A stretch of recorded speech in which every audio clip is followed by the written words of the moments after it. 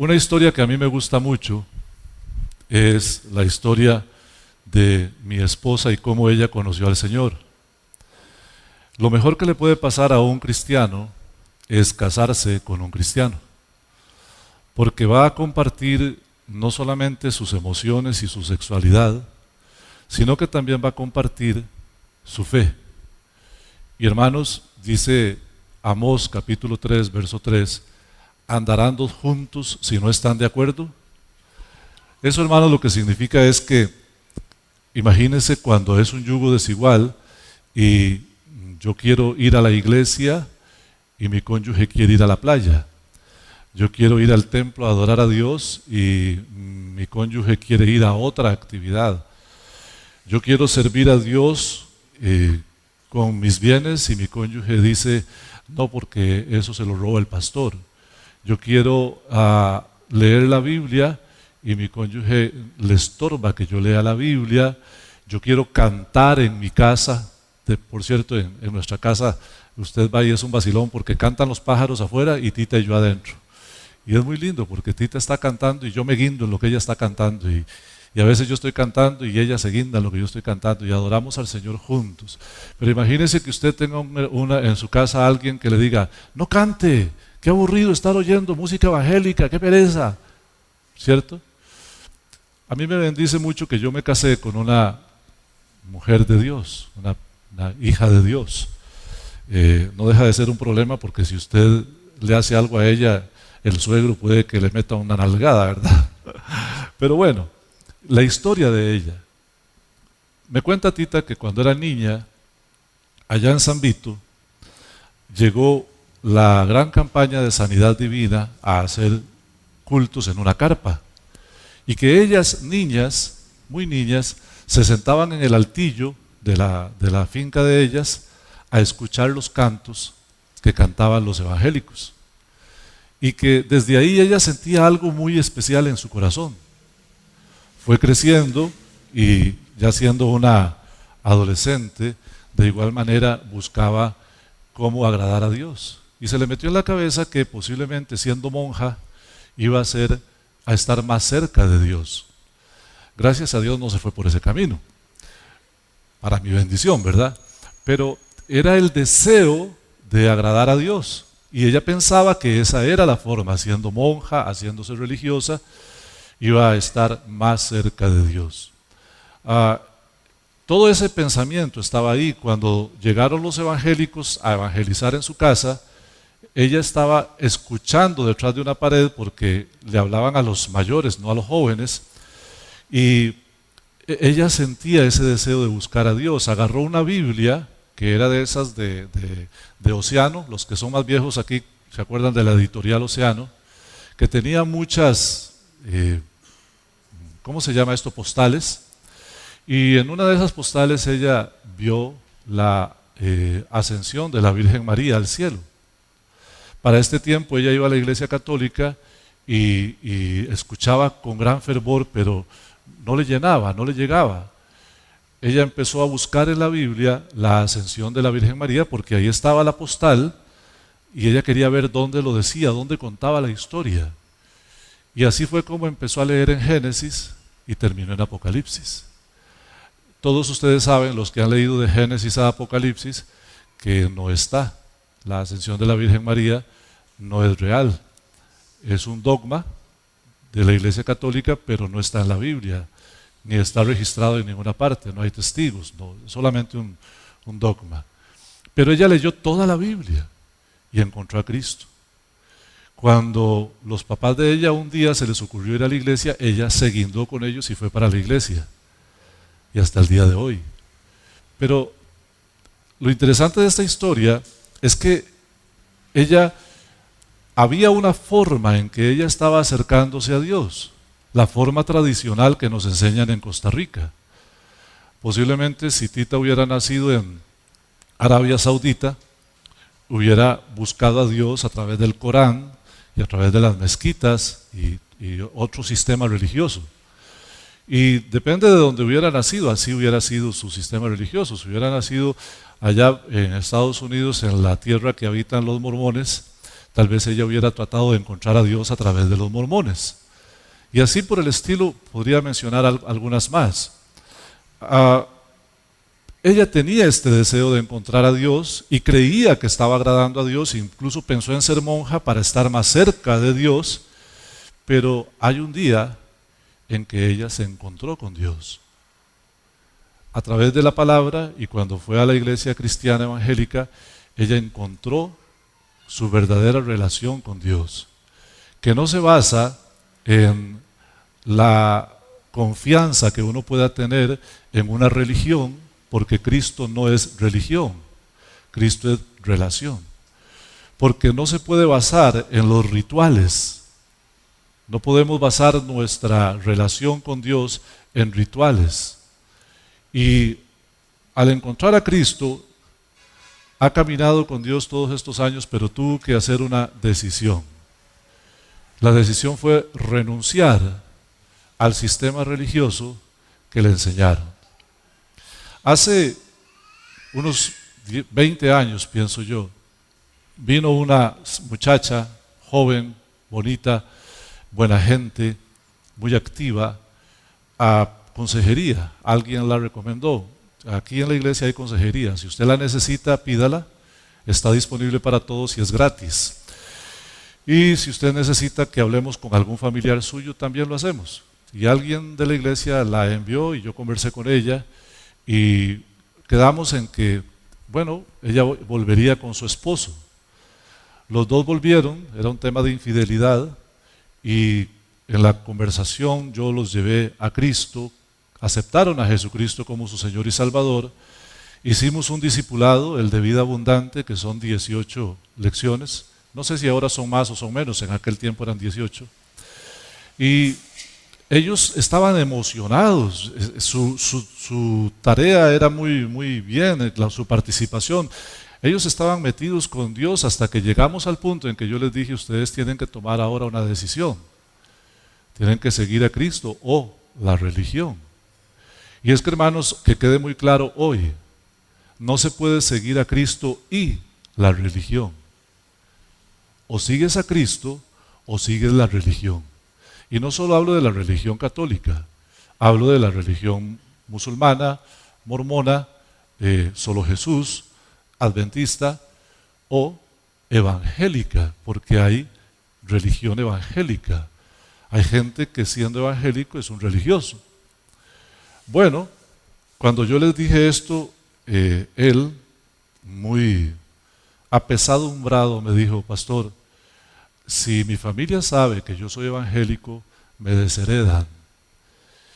Y estamos hablando de mucha plata.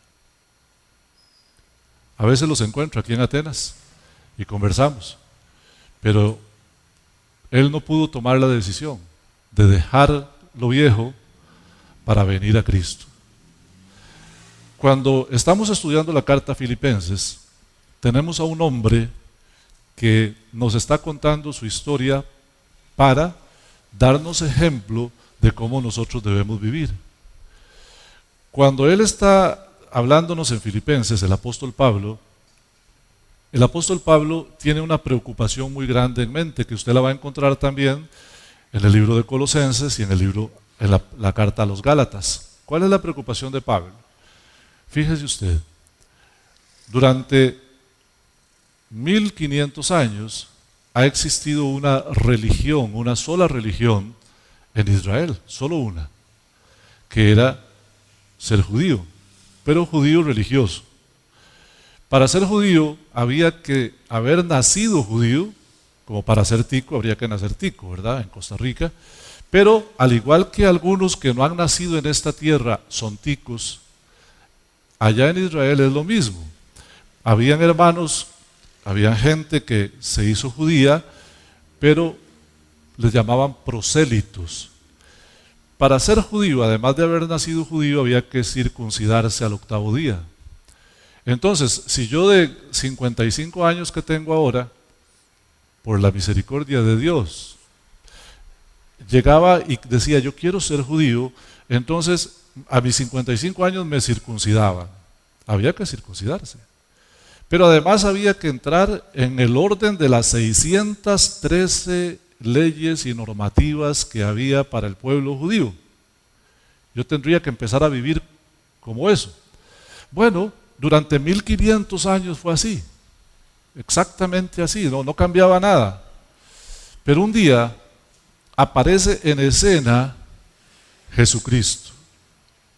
Para los que estaban ahí, no tenían claro que Jesús era el Mesías.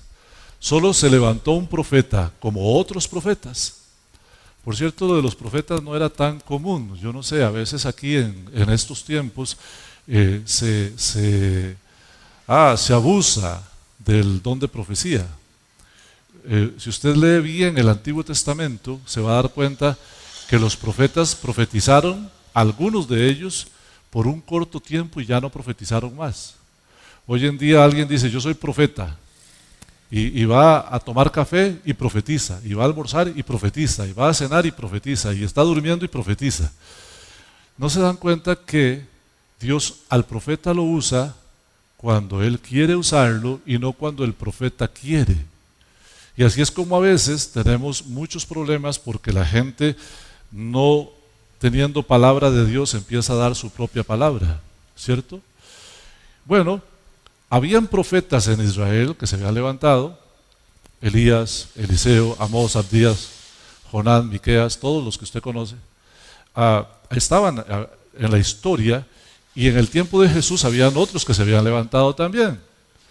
Jesús, un profeta más para muchos, solo que Jesús, en su ministerio de 3 años y medio, demostró con sus milagros, con sus enseñanzas y con el respaldo de Dios que Él era el Cristo que había de venir.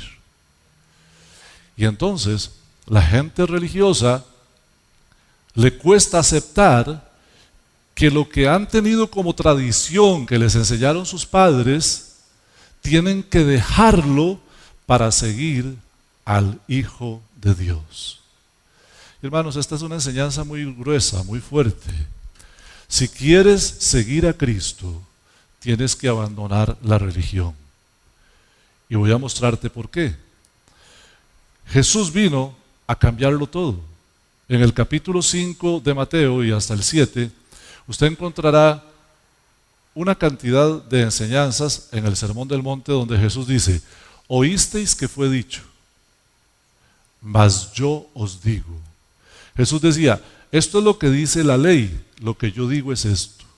Y usted tiene que elegir si usted hace lo que dice la ley o lo que digo yo. Qué tremendo, ¿eh? Oísteis que fue dicho, mas yo os digo. Es igual hoy en día, hermano. Cuando hablé de la religión evangélica, me refiero a que muchos siguen hombres. Hay en nuestro medio profetas que se han convertido en ídolos. Y la gente escucha lo que dice el profeta y sigue lo que dice el profeta, aunque vaya en contra de lo que dice Cristo. Y es absurdo. Tienen una Biblia, pero no la leen. Y entonces el profeta dice X o Y. Hay un profeta muy famoso entre nosotros, cuyo nombre no quiero acordarme, como Quijote de la Mancha, ¿verdad? Y no les voy a decir porque le prometí a un hermano que me llamó la atención una vez que iba a tratar de no decir nombres en el púlpito para no desacreditar nombres. Voy a contar el hecho. Este hombre fue a los Himalayas, a los montes Himalayas, allá cerca del Everest, creo, por ahí, allá, donde hay nieve y las culturas son diferentes. Llegó a un pueblo donde ellos hacen un perímetro de piedra alrededor del pueblo para evitar que los malos espíritus entren. Interesante, ¿eh? Yo me ponía a pensar, una cosa de piedra, el espíritu, y entró. Y él les dijo que ellos eran unos idólatras paganos. Ahí está grabado, hay una grabación de eso, porque no se hacía un muro de piedra para evitar que entrara el diablo, sino que había que convertirse al evangelio. Se fueron e hicieron el campamento como a 3 kilómetros y pusieron una cuerda de perímetro y oraron sobre esa cuerda para que el diablo no entrara. ¿Lo ves? Regañaron a aquellos y vinieron y hicieron algo parecido. Sí, y luego de eso yo vi el video, porque estaba en el seminario cuando eso ocurrió y llevaron el video. Este hombre muy reconocido, que tiene una iglesia muy grande en San José, con un puñal como así, un machete así, apuñalaba la nieve y decía que le estaba cortando la cabeza al diablo. Lo mismo hice yo.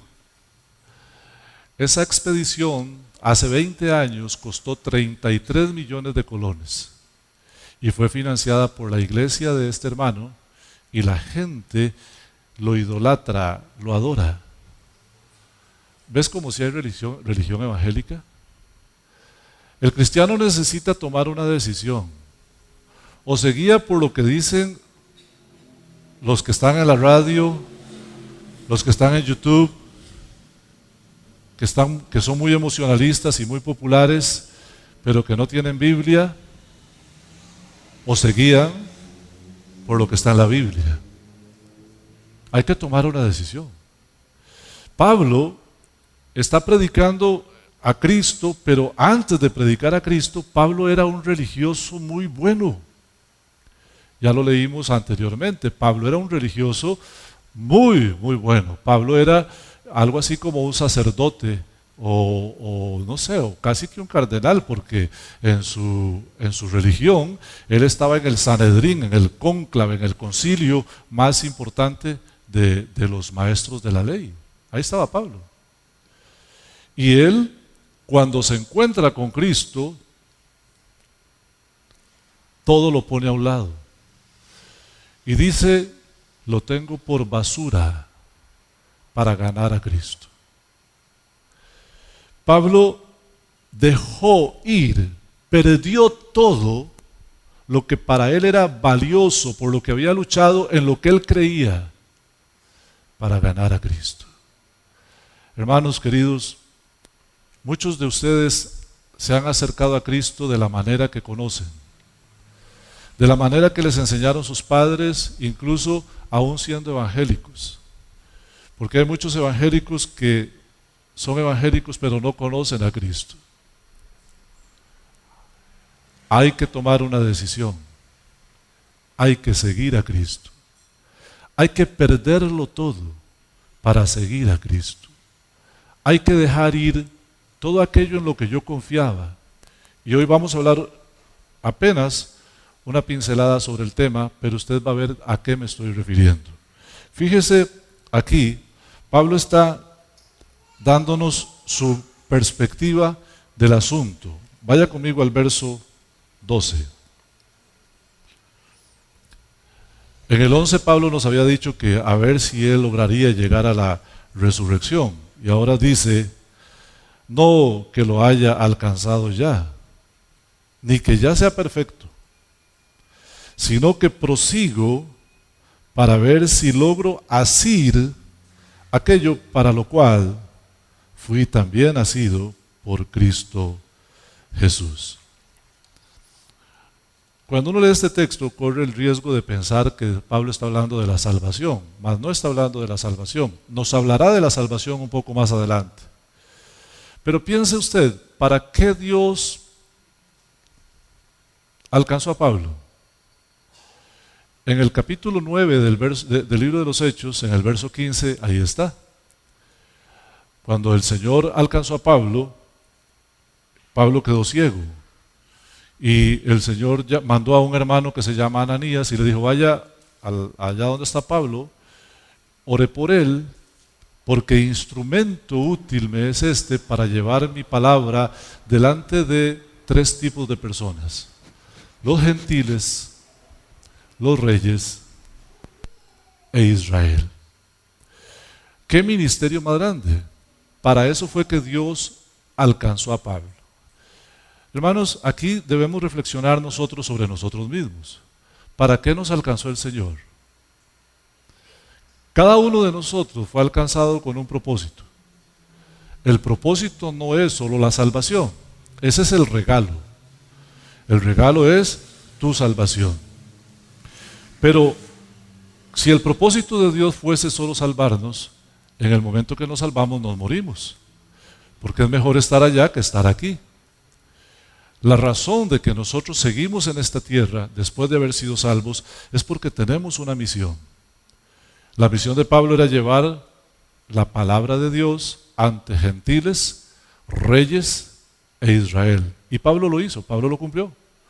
En los tres momentos, él predicó a los gentiles, predicó a reyes y predicó a Israel. Al rey Agripa le predicó, y a su esposa Berenice, y a Sergio Pablo, un procónsul, también le predicó, y a Festo, él predicó delante de todos, ¿cierto? Pablo dice: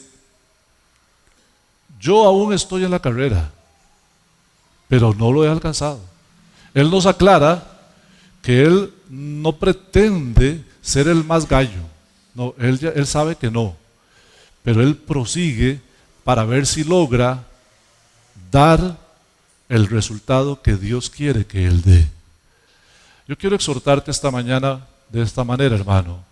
Fuiste alcanzado por Dios para una misión. Debes proseguir para obtener el resultado que Dios espera de ti. Alguno me dirá: yo no sé para qué Dios me llamó. Ore. Dígale al Señor: Señor, ¿qué quieres que yo haga? Porque esa fue la pregunta de Pablo cuando el Señor lo encuentra en el capítulo 9 de Hechos. Señor, ¿qué quieres que yo haga? Haga esa misma oración, hermano. ¿Qué quieres que yo haga? Yo estoy convencido que en nuestras iglesias hay muchos siervos y siervas de Dios escuchando la palabra todos los domingos y sirviéndole a Dios de corazón, pero que tienen una misión y que no la llevan adelante porque no se han preocupado de preguntar: Señor, ¿qué quieres que yo haga? Y cuando el Señor te diga, irás. Fíjate que así es como encontramos misioneros, así es como encontramos pastores, evangelistas, maestros, profetas, los que sirven, los que administran. Cuando estando ahí le preguntan al Señor: ¿qué quieres que yo haga? Siga leyendo conmigo, vamos a leer el verso 13.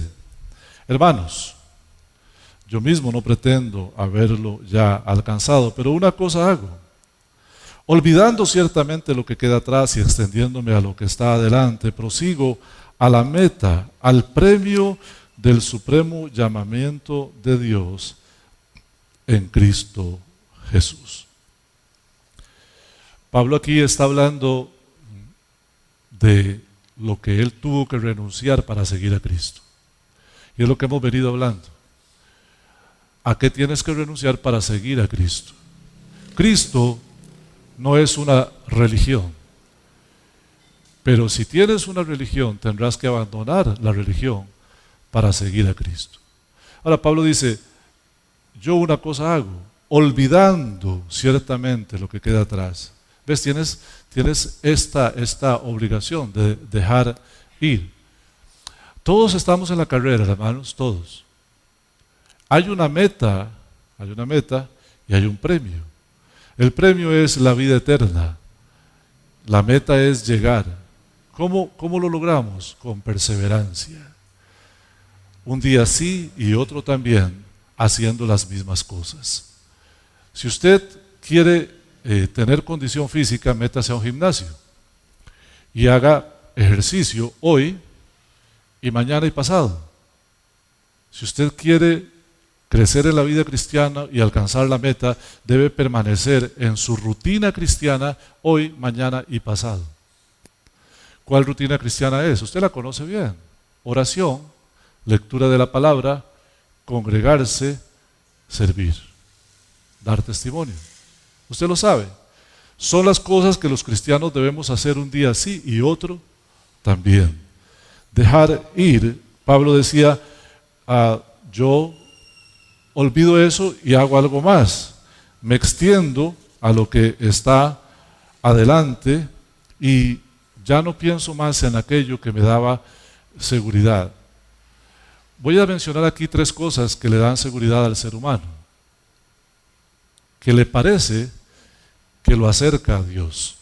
Una es la confianza en la religión, que ya lo hemos explorado bastante esta mañana.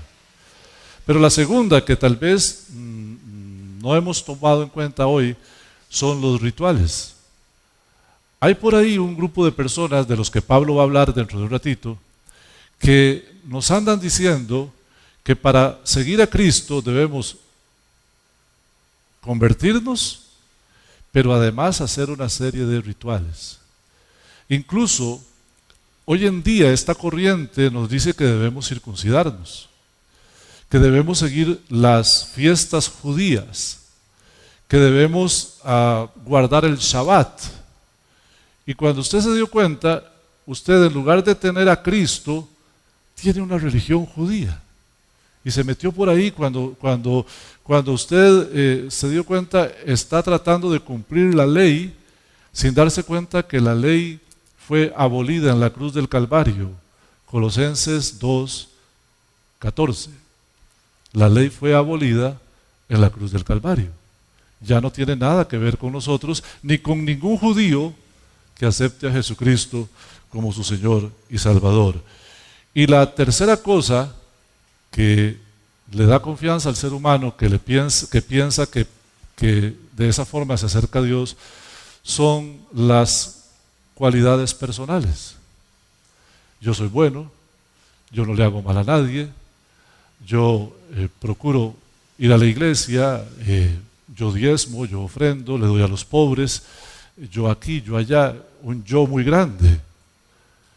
Hermanos queridos, la única cosa que vale la pena, lo único que tenemos y lo único que necesitamos se llama Cristo. Si alguien le agrega algo a Cristo, está fuera de la voluntad de Dios. Si es Cristo más mis cualidades personales, entonces la salvación ya no es por gracia, es por obras. Y si es por obras, no es por gracia. Si depende de lo bueno que yo soy, mi relación con Dios, estamos listos. Si depende de mi religión, estamos listos. Si depende de mis rituales, estamos listos. Todo esto es gracia, es misericordia. Todo es Cristo y nada más. Gloria sea a su nombre. ¿Nosotros en qué debemos esforzarnos? En perseverar, en mantenernos firmes en la fe. Es un concepto que está bien explicado en la palabra de Dios. Manténgase firme en la fe. Efesios capítulo 6, verso 10 al 13, usted lo puede ver ahí. Y hoy quiero tocaros con ustedes un versículo que a mí me bendice mucho. Primera de Corintios, capítulo 16, verso 13, dice así, dice, velad, velad, esté despierto, tenga sus sentidos alerta, velad. Pero luego agrega, estad firmes en la fe. No sea usted, hermano, de esos que son fluctuantes, que un día sí y otro día no, que un día sí tengo fe y otro día estoy dudando. No, sea usted firme en la fe. Cuando dice portaos varonilmente, lo que está diciendo aquí es, oiga, tenga temple, tenga carácter, tenga temple, tenga carácter. No sea un cristiano flojo, sea un cristiano que persevera aún en medio de las adversidades más grandes. Y termina diciendo, y esforzaos. Filipenses 3:15. Seguimos con el texto que tenemos. Así que todos los que somos perfectos, oiga esto, es la perfección que viene de Dios, ¿cierto? Los que hemos sido nacidos de nuevo, esto mismo sintamos. Subraye esto mismo. Y cuando dice esto mismo, es de lo que venimos hablando, ¿cierto? Esto mismo sintamos. Y si otra cosa sentís, o sea, si quisieras agregar algo más, Dios lo revelará. Básicamente, cuando habla de esto mismo, se refiere a que usted y yo estemos conscientes que fuimos alcanzados para una misión y que además estemos conscientes de que estamos en una carrera y que hay una meta y que hay un premio y que hay un supremo llamamiento. Estamos metidos en algo serio. Alguien dice a veces, dejemos de jugar de iglesia. A mí me hace mucha gracia porque casi siempre eso lo anteponen para decir algo que ellos quieren que la gente haga. Yo te diría, querido hermano, hay que dejar de jugar de cristiano y tomar conciencia. Fuimos llamados para una misión. La iglesia de Jesucristo tiene una misión. Para con los que están adentro, edificación. Para con los que están afuera, evangelización. Cada uno de nosotros es un evangelista que debe llevar la palabra de Dios a los perdidos. Y estando aquí adentro, cada uno de nosotros es un siervo que debe usar los dones que Dios nos ha dado para edificación del cuerpo de Cristo. Y tenemos un premio que será la vida eterna. Y el supremo llamamiento es como Dios nos hizo entrar en este camino. Ve el verso 16 conmigo. Pero en aquello a lo que hemos llegado, o sea, a la sana doctrina, sigamos una misma regla, sintamos una misma cosa. Esta doctrina de la que estamos hablando, especialmente de la doctrina de la fe sin obras. Verso 17. Hermanos, sed imitadores de mí y mirad a los que así se conducen según el ejemplo que tenéis en nosotros. ¿Recuerdan que desde el capítulo 2 el apóstol Pablo viene poniendo ejemplos? Puso el ejemplo de Jesucristo desde el versículo 5 hasta el versículo 9 y luego en el 11 y para adelante nos habló del ejemplo de Epafrodito y del ejemplo de Timoteo y por último se pone de ejemplo él mismo. Y ahora él dice lo mismo. Ahora, Pablo ya nos dijo que él no es perfecto. Entonces, sed imitadores de mí, no está diciendo, véanme que yo soy perfecto. O sea, sean como yo, porque yo soy perfecto. No. Tome en cuenta que lo que Pablo viene hablando es de abandonar la forma en que yo creo que debo acercarme a Dios para acercarme a Dios de la forma correcta que es a través de Cristo. Y ahí es donde él dice, sed imitadores de mí, haga usted lo mismo. Haga usted exactamente lo mismo. Usted y yo tenemos que revisar hoy si la forma en que nos estamos acercando a Dios, creyendo que nuestra relación con Dios está bien, es la correcta. Voy a darle un ejemplo que lo va a ayudar. Muchos creen que venir a la iglesia es suficiente.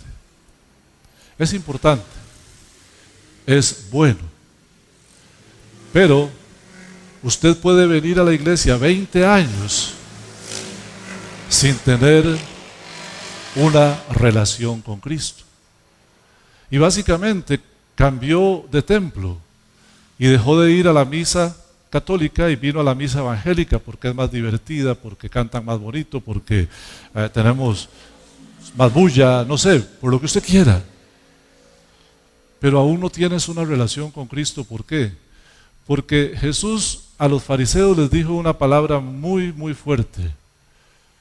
Escudriñad las Escrituras, porque a vosotros os parece que en ella está la vida eterna, que por cierto no era cierto. Por eso Jesús les dijo, a ustedes les parece, porque en la Biblia no está.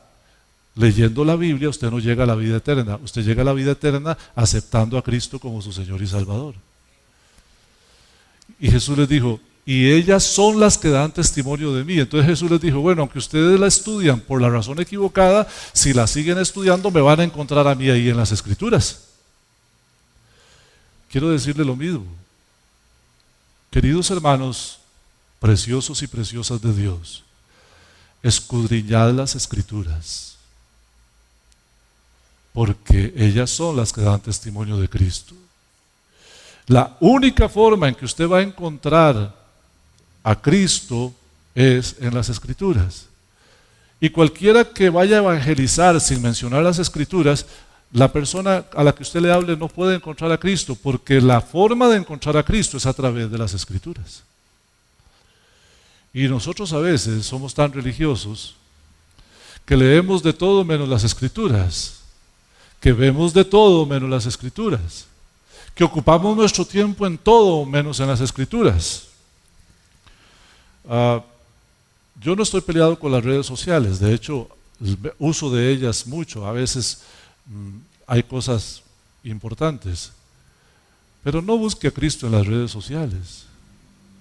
Hay cristianos que se han vuelto youtuberosos.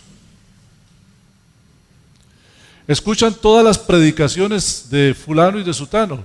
¿Cómo me divierte Dante Gebel? A mí en lo personal me divierte.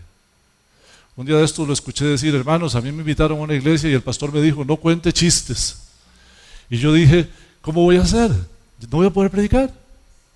Dice, y entonces yo me paré ahí muy serio y la gente empezó a reírse, porque a mí los chistes se me ven en la cara. Palabras de Dante Gebel. Y a mí me divierte, a veces dice cosas muy vaciloncillas.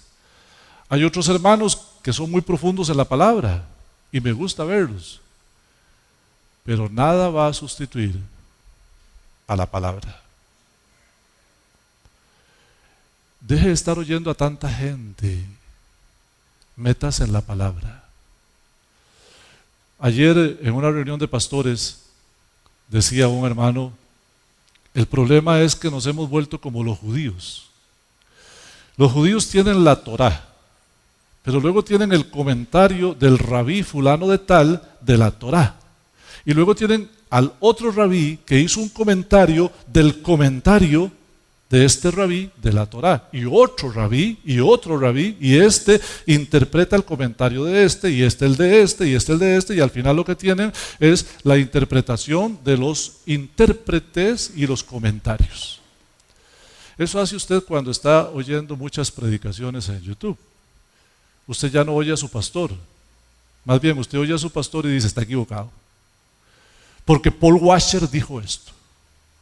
Porque MacArthur dijo esto. ¿Digo yo que sea malo oírlos? No. Pero yo digo que usted, lo más importante, a lo que más tiempo debería dedicarle es a la palabra. Si va a gastar 45 minutos oyendo a un predicador, oiga al de su iglesia. Porque usted pertenece a esta iglesia. Porque este es su pastor. Porque esta es su iglesia. Y lea la palabra. Lea la palabra. Jesús no le dijo a los fariseos, recuerden el comentario de tal rabino. Escudriñad las Escrituras. Eso fue lo que les dijo.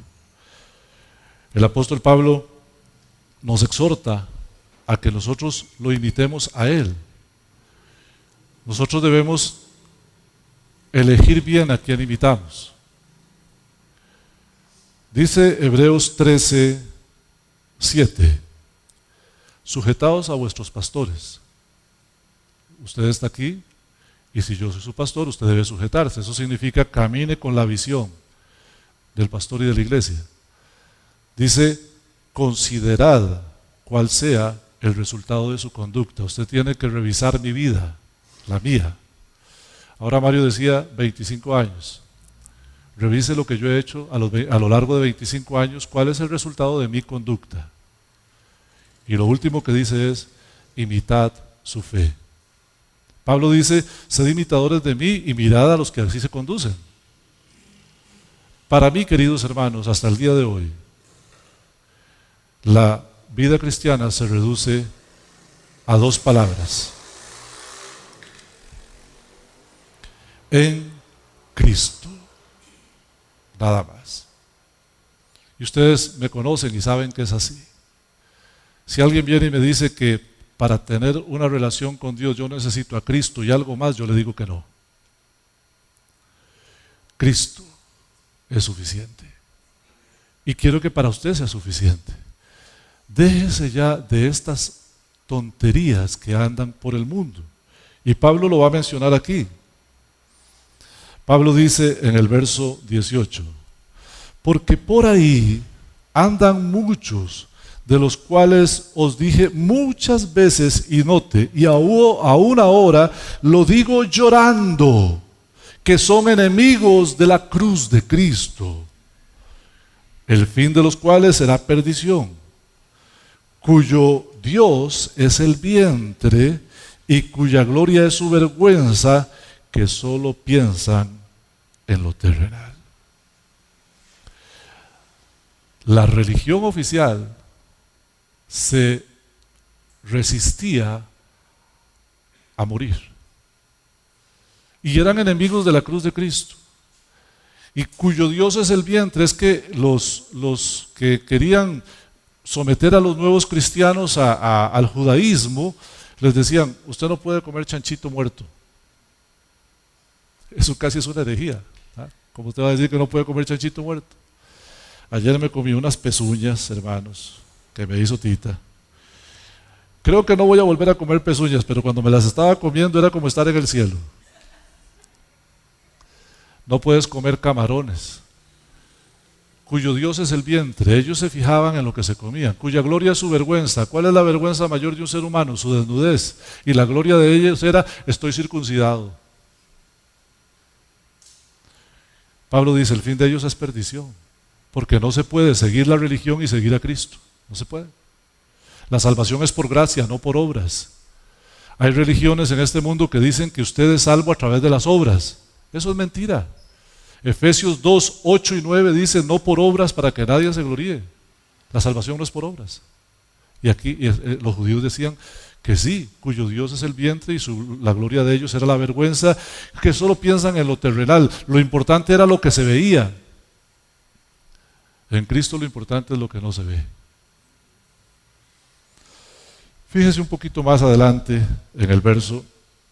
Bueno, aquí, antes de ir al verso que sigue, es mi deber decirle a usted: aléjese de aquellos que predican a Cristo y algo más. Especialmente aléjese de los judaizantes. No es algo que pasaba en el tiempo de Pablo, es algo que pasa hoy. Hoy en día hay un querido hermano pastor allá en Alajuela que tiene 40 años de ser pastor en Alajuela, y que ahora le dijo a sus miembros, membresía de la iglesia que se redujo a la mitad, por cierto, o menos, que él había estado equivocado todos estos 40 años y que en realidad la verdadera fe debe vivirse según las leyes judías. Y se pasó a tener un talid en la cabeza, un chofar, y a respetar el sábado y a todo lo que tiene que ver con el judaísmo. 40 años y cambió. Hoy en día estamos en el mismo problema. Hay muchos que quieren meternos en eso. Entonces, aléjese de las falsas doctrinas y de sus ministros, especialmente de los judaizantes. Quiero leer para ustedes un texto en Gálatas capítulo 5, verso 4. Oiga, qué grave es esto. De Cristo os desligasteis, los que por la ley os justificáis. Hasta ahí uno puede aguantar un poquito, pero note lo que sigue: es lapidario contundente. De la gracia habéis caído. Todos estos que están tratando de justificarse por las obras de la ley judía, de la gracia habéis caído. Por cierto, hace unas semanas a un hermano, a un amigo que quiero mucho, que está metido en esto, le di este texto y me dice: wow, nunca lo había leído. Le digo: ahí está. Querés seguir en eso, es cosa tuya, pero aquí dice que de la gracia habéis caído, porque hasta se circuncidó para agradar a Dios. No, no, no y no. Pero no solamente hay esas doctrinas, hermanos. Voy a terminar tocando un punto que para los ticos es sensible. Hay que alejarse de las falsas doctrinas que te dicen que para acercarse a Dios hay que confiar en la religión, en los rituales y en las habilidades personales, en los méritos personales. Hay una religión que se nos enseñó desde hace muchos años, y usted verá si está reflejada en este texto o no, pero nosotros debemos alejarnos. Dice la palabra de Dios en 1 de Timoteo, capítulo 4, verso 1.